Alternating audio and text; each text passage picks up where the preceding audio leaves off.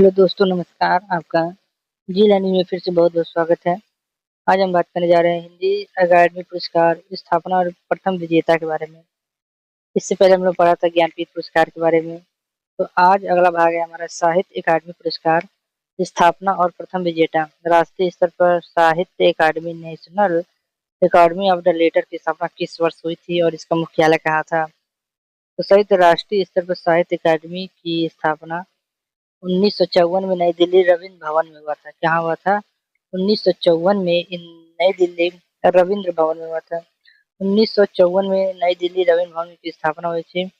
साहित्य अकादमी की स्थापना भारत सरकार के द्वारा 12 मार्च 1954 मतलब 12 मार्च 1954 की गई थी। यह नई दिल्ली की मंडी हाउस के पास रविंद्र भवन में स्थित है। उसके बाद अगला क्वेश्चन, हिंदी भाषा की प्रथम साहित्य अकादमी पुरस्कार 1955 में किस प्रसिद्ध कवि को उनके किस काव्य कृति के लिए दिया गया था? सही उत्तर है माखनलाल चतुर्वेदी हिम तरंगिणी। तो 1955 में प्रसिद्ध कवि पहला साहित्य अकादमी पुरस्कार 1955 में मिला था माखनलाल चतुर्वेदी हिम तरंगिणी। एक भारतीय आत्मा के उपन्यास से प्रसिद्ध माखनलाल चतुर्वेदी को वर्ष 1955 में उनकी काव्य कृति हिम तरंगिणी के लिए हिंदी का पहला साहित्य अकादमी पुरस्कार दिया गया था। उसके बाद वर्ष 1956 में हिंदी का साहित्य अकादमी पुरस्कार संस्कृति के चार अध्याय नामक प्रसिद्ध इतिहास संस्कृति पुस्तक के किसे मिला था?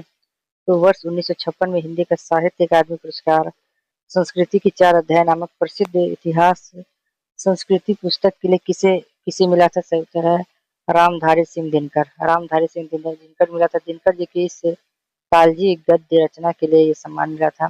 1955 में माखनलाल चतुर्वेदी हिम तरंगिणी के लिए 1956 में हिंदी साहित्य पुरस्कार संस्कृत की चार अध्याय नामक प्रसिद्ध इतिहास संस्कृति पुस्तक के लिए मिला था रामधारी दिनकर को। दिनकर जी की इस गद्य रचना के लिए सम्मान मिला था जिसमें उन्होंने भारत के संस्कृति इतिहास का बेजोड़ विश्लेषण किया था। अगला क्वेश्चन है मध्य एशिया का इतिहास नामक महाग्रंथ के लिए वर्ष 1958 का साहित्य अकादमी पुरस्कार किस वर्ष महापंडित और यायावर लेखक को दिया गया था? सही उत्तर है राहुल संस्कृत्यायन।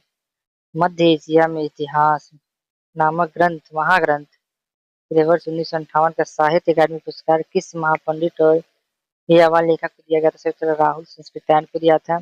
1958 में राहुल संस्कृत्यायन दामोदर नदी घाटी के लिए तिब्बत और सोवियत संघ की यात्रा करने वाले महापंडित राहुल संस्कृत्यायन दामोदर नदी घाट से लेकर तिब्बत और सोवियत संघ तक की यात्रा करने वाले महापंडित राहुल संस्कृत्यायन को उनके इस विशाल विशाल ऐतिहासिक शोध ग्रंथ के लिए पुरस्कार मिला था। साहित्य कब मिला था? 1958 में। साहित्य अकादमी पुरस्कार भारत के संविधान की 8वीं अनुसूची में शामिल 22 भाषाओं के अतिरिक्त और किन दो भाषाओं में 24 भाषाओं के लिए दिया जाता है?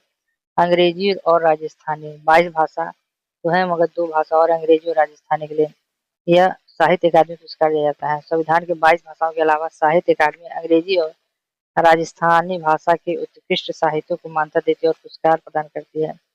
तो 24 याद रखिएगा। प्रसिद्ध अगला भाग है हमारा साहित्य अकादमी पुरस्कार प्रसिद्ध उपन्यास और आलोचनात्मक कृति। 1960 में किसी महान छायावादी कवि को उनके काव्य कृति कला और बूढ़ा चांद के लिए साहित्य अकादमी पुरस्कार से सम्मानित किया गया था। तो कौन थे? सुमित्रानंद पंत जी थे। किस छायावादी कवि थे? उनकी कला थी काला और बूढ़ा चांद। पंत जी की ज्ञानपीठ मिलने से पहले उनकी इस प्रसिद्ध काव्य रचना के लिए साहित्य अकादमी सम्मान से नवाजा गया था। कौन सा था? काला और बूढ़ा चांद। 1960 में। अगला है भगवती भगवती चरण वर्मा के किस विख्यात उपन्यास को वर्ष 1961 में साहित्य अकादमी पुरस्कार के लिए चुना गया था जो पाप और पुण्य के नैतिक प्रश्न पर आधारित था? तो सही उत्तर है इसमें तो आधा आप बता ही दिया गया, आपको बस बताना है कौन सा नैतिक प्रश्न पर आधारित था। चित्रलेखा नहीं बल्कि भूरे बिसरे चित्र संशोधन विकल्प। सीधी बात है। तो सही उत्तर है भूले बिसरे चित्र। तो बी नहीं है, सही उत्तर है ऑप्शन बी भूले बिखरे चित्र। भगवती जो थे भगवती चरण वर्मा को वर्ष 1961 में उनके ऐतिहासिक उपन्यास भूले बिसरे चित्र चार पीढ़ियों की कहानी के लिए पुरस्कार मिला था। चित्रलेखा उनकी एक अन्य विख्यात कृति थी। सही उत्तर क्या है? भूले बिसरे चित्र। 1964 में आंगन के पार द्वार काव्य संग्रह के लिए किस साहित्यकार को मरणोपरांत और जीवन काल में साहित्य अकादमी पुरस्कार मिला था? सही उत्तर है ऑप्शन बी अज्ञे सचिदानंद हीरानंद वात्स्यायज्ञ, इनका पूरा नाम था अज्ञे जी का सचिदानंद हीरानंद वात्स्यायज्ञ, तो इनको अज्ञे जी सब कहते थे। तो अज्ञे जी को वर्ष 1964 में उनकी लंबी कविता असाध्य वीरा के लिए संयुक्त संग्रह आंगन के पार के द्वार के लिए साहित्य अकादमी पुरस्कार मिला था। तो अज्ञे जी को 1964 में लंबी कविता असाध्य वीरा के लिए संयुक्त संग्रह आंगन के पार के द्वार के लिए साहित्य अकादमी पुरस्कार मिलता है, इतना याद रखिएगा। हजारी प्रसाद द्विवेदी जी को वर्ष 1973 में उनके किस प्रसिद्ध निबंध संग्रह के लिए साहित्य अकादमी पुरस्कार दिया गया था? तो सही उत्तर है ऑप्शन सी आलोक पर्व। त्रिवेदी जी के गंभीर संस्कृति और मानवाती निबंधों और संग्रह आलोक पर्व को हर्ष 1973 को साहित्य अकादमी पुरस्कार से सम्मानित किया गया। सही उत्तर है ऑप्शन सी आलोक पर्व। भारत पाकिस्तान विभाजन की ट्राजेडी पर आधारित भीष्म सानी के किस कालजयी उपन्यास को वर्ष 1975 में साहित्य अकादमी पुरस्कार मिला था? सही उत्तर है तमस। तमस अंधेरा विभाजन के समय भारतीय सांप्रदायिक दंगों और मानवीय संवेदनाओं के बिखरने के लिए अत्यंत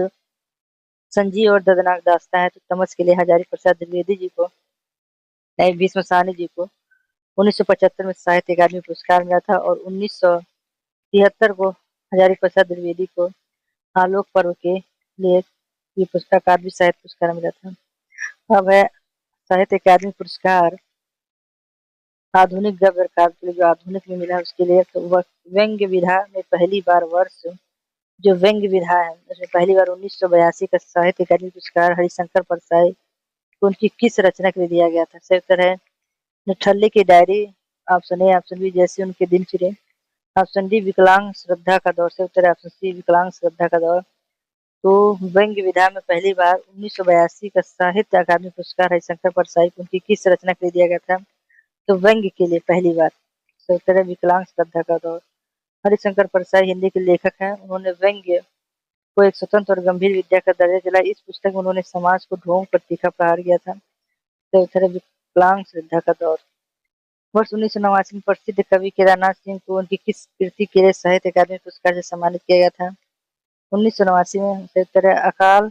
और अकाल में सारस, यहाँ से देखो अभी बिल्कुल अभी ऑप्शन डी जमीन पकड़े। से उत्तर है अकाल में सारस। केदारनाथ सिंह की इस काव्य संग्रह के लिए 1989 में साहित्य अकादमी मिला था और बाद में 2013 में उनके सर्वोच्च ज्ञानपीठ पुरस्कार भी मिला था। तो वर्ष केदारनाथ सिंह को मिला था 1989 में साहित्य अकादमी पुरस्कार और बाद में 2013 में सर्वोच्च ज्ञानपीठ पुरस्कार भी मिला था। उसके बाद अगला क्वेश्चन है हिंदी के प्रसिद्ध कवि मंगलेश डबराल को वर्ष 2000 में उनकी किस प्रसिद्ध काव्य कृति के लिए साहित्य अकादमी पुरस्कार मिला था? सही उत्तर है हम जो देखते हैं। सही उत्तर है हम जो देखते हैं।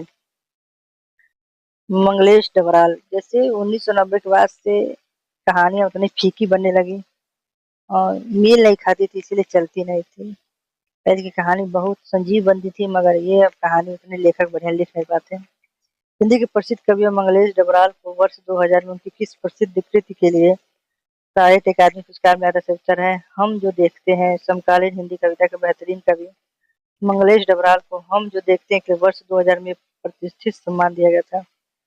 काशीनाथ सिंह को उनके प्रसिद्ध उपन्यास के लिए वर्ष 2011 का साहित्य अकादमी पुरस्कार दिया गया था, जो वाराणसी के पप्पू की अड़ी और समकालीन विमर्श पर आधारित है।